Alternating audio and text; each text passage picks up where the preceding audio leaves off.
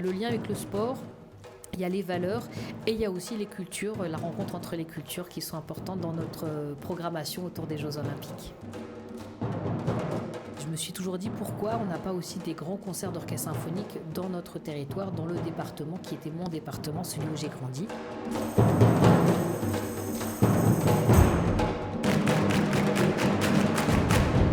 L'Esprit Olympique, un podcast de l'Orchestre Divertimento.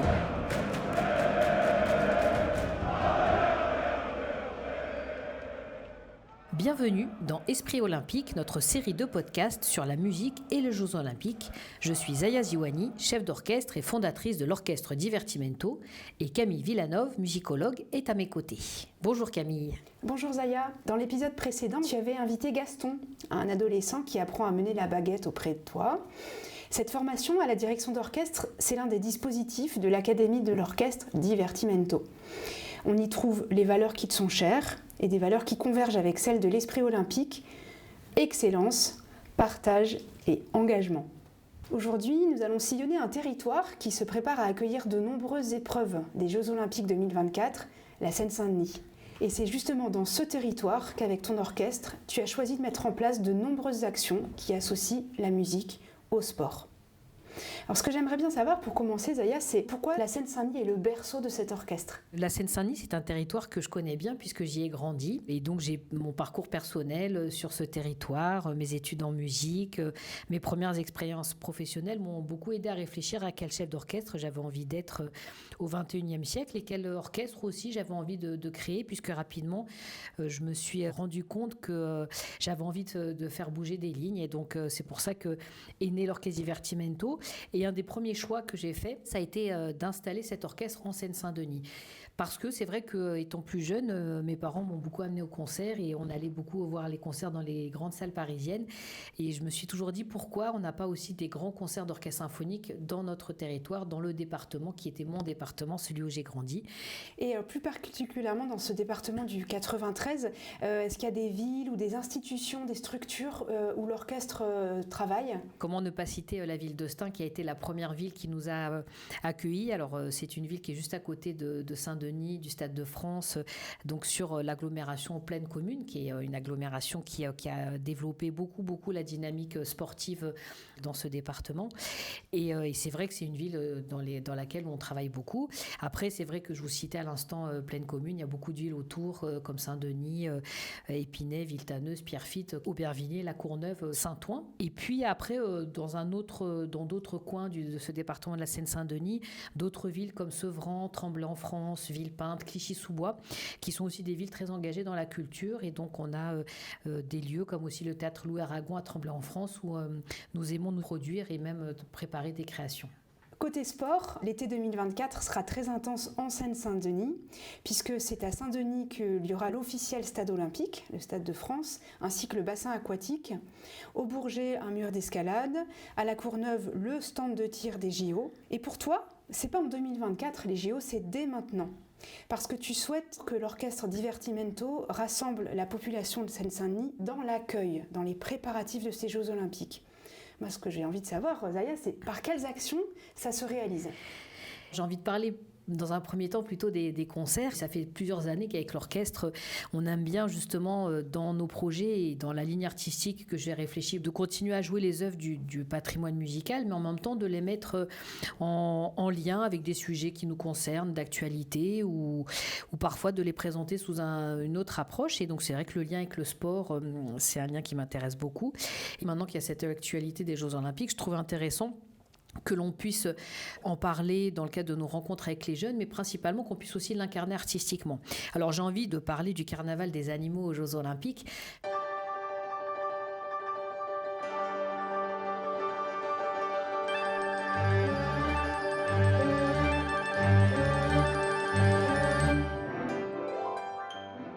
on vient de commémorer cette année autour de Camille Saint-Saëns et donc on a joué beaucoup d'œuvres de ce compositeur. On va continuer à en jouer puisqu'il fait partie des compositeurs de prédilection de l'orchestre.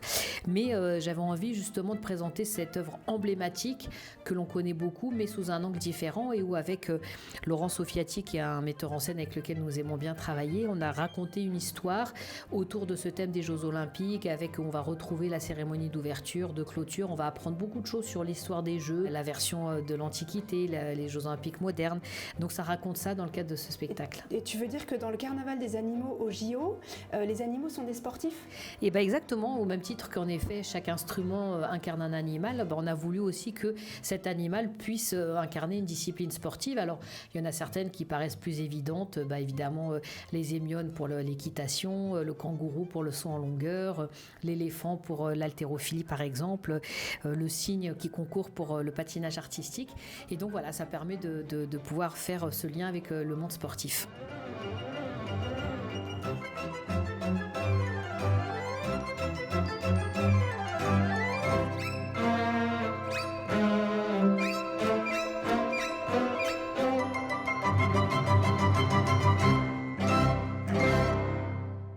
Dans la perspective des JO 2024, Zaya, il y a un deuxième volet d'action porté par Divertimento, c'est le parcours musique et sport.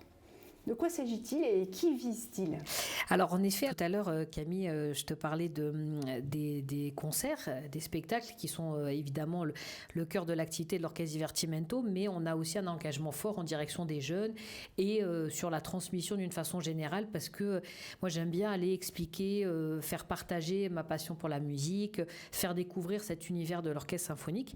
Et donc ce parcours, il concerne principalement les jeunes dans les établissements scolaires, mais bon, on a été amené aussi à le retranscrire dans d'autres structures, mais c'est surtout pour amener les jeunes à découvrir la musique et tous les points communs qu'il y a avec l'univers du sport. Alors tant sur les compétences, les valeurs, le sens de l'effort, cette exigence qui est propre à l'univers du sport et de la musique, mais aussi par rapport à certains sports en particulier, comme les sports collectifs, le rugby, le football, qui ont vraiment des similitudes énormes avec l'univers de l'orchestre, puisque ce sont deux collectifs animés de part et d'autre par des individualités qu'il faut arriver à fédérer, à emmener dans la même direction. Et puis dans le sport, la musique tient une place importante de par les chants des supporters, les hymnes, les musiques qui sont utilisées dans certains sports comme le patinage artistique ou la gymnastique. Donc ce parcours musique et sport, il a vraiment vocation à faire ce lien entre la musique et le sport,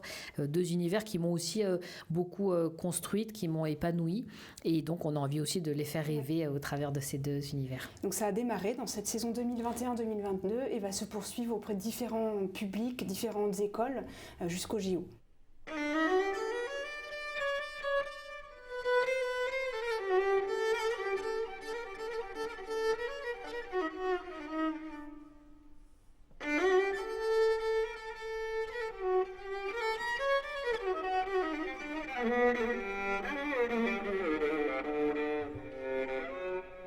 Zaya, c'est l'heure de l'instant culture de notre podcast.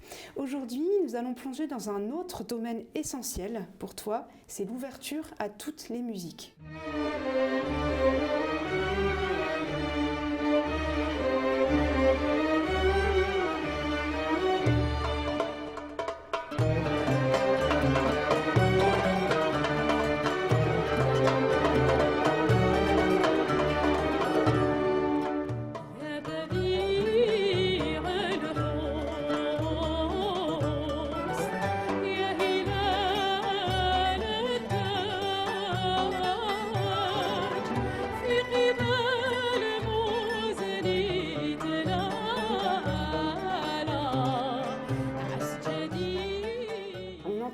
À l'orchestre et à la fois des instruments autres que dans la culture classique européenne. Oui, c'est vrai. En fait, c'est une musique traditionnelle d'Afrique du Nord et particulièrement de l'Algérie. Avec l'orchestre, on aime bien aussi aborder d'autres styles de musique. Parce que souvent, ce sont aussi ces musiques-là qui ont inspiré des grands compositeurs. Donc, on vient d'entendre Yabadi El Hosn, qui est une musique d'Afrique du Nord. Et justement, pour pouvoir parfois retrouver les caractéristiques musicales de ces courants musicaux, on y intègre des musiciens invités. Donc là, on a pu entendre en effet du oud, de la derbouka, le riq, qui a aussi un tambourin caractéristique des instruments d'Afrique du Nord, un violon traditionnel et du chant. Et qui étaient les interprètes à tes côtés? C'est l'ensemble Ahmed Diez avec Rachid Brahim Geloul qui est directeur artistique et violoniste, chanteur. Et puis également au chant Amel Brahim Geloul qui est aussi une autre grande chanteuse avec laquelle nous travaillons régulièrement.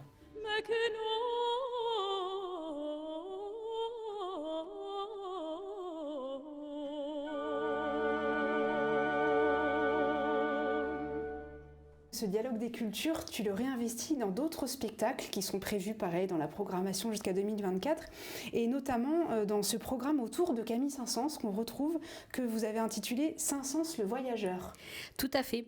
Alors c'est vrai qu'on parle beaucoup du lien entre la musique et le sport quand on pense aux Jeux Olympiques, on pense au projet de l'Orchestre Divertimento, mais pour moi les Jeux Olympiques c'est aussi accueillir toute la planète pendant 15 jours, et c'est aussi cette dimension de la rencontre entre les cultures que je trouve très forte dans la symbolique des Jeux Olympiques et que nous, avec l'Orchestre Divertimento, nous aimons bien questionner, que nous aimons bien explorer. Et donc c'est vrai que par exemple Camille Saint-Saëns, c'est un compositeur qui a beaucoup voyagé et ce programme vise à justement présenter les œuvres qui ont été inspirées de ses voyages, notamment de ses voyages en Espagne, en Italie, en Égypte et en Algérie, un pays dans lequel il a beaucoup vécu.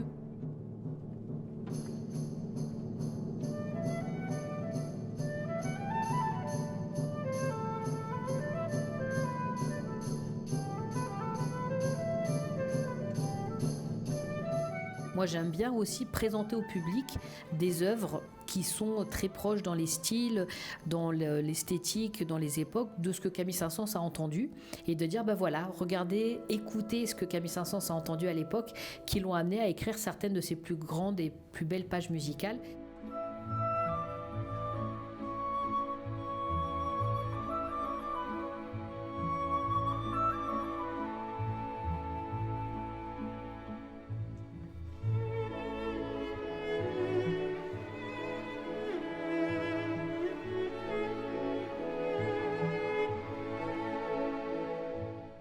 Donc il y a le lien avec le sport, il y a les valeurs et il y a aussi les cultures, la rencontre entre les cultures qui sont importantes dans notre programmation autour des Jeux Olympiques. Zaya, nous arrivons au terme de ce 3e épisode d'Esprit Olympique.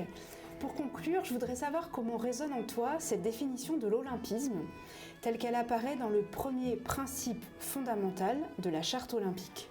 Voici cette définition. L'olympisme est une philosophie de vie exaltant et combinant en un ensemble équilibré les qualités du corps, de la volonté et de l'esprit. Alliant le sport à la culture et à l'éducation, l'olympisme se veut créateur d'un style de vie. Finalement, en quelques mots, qu'est-ce que c'est ce style de vie que tu incarnes en Seine-Saint-Denis avec Divertimento? Pour moi, c'est un style de vie où justement la musique, l'éducation auront plus de place. Et c'est vrai que les Jeux Olympiques, c'est un événement planétaire qui doit aussi nous amener à faire évoluer nos réflexions, nos schémas de société, nos ambitions. Et donc, si ça peut nous permettre de pouvoir placer beaucoup plus l'écologie, la musique, le partage, l'éducation, et ben voilà, c'est comme ça que moi je conçois aussi ce projet de l'Orchestre Divertimento et que j'essaye de l'animer. Zaya, merci beaucoup, merci de nous avoir guidés à travers le vaste panel d'actions de transmission et de programmation que tu mènes en association étroite avec les JO. Bientôt le 4e épisode, quel sera le programme ? Alors ça sera une belle rencontre avec le chorégraphe Brahim Zeiba. On va vous raconter cette rencontre entre le breakdance et le répertoire de l'orchestre. Au revoir Zaya. Merci, au revoir.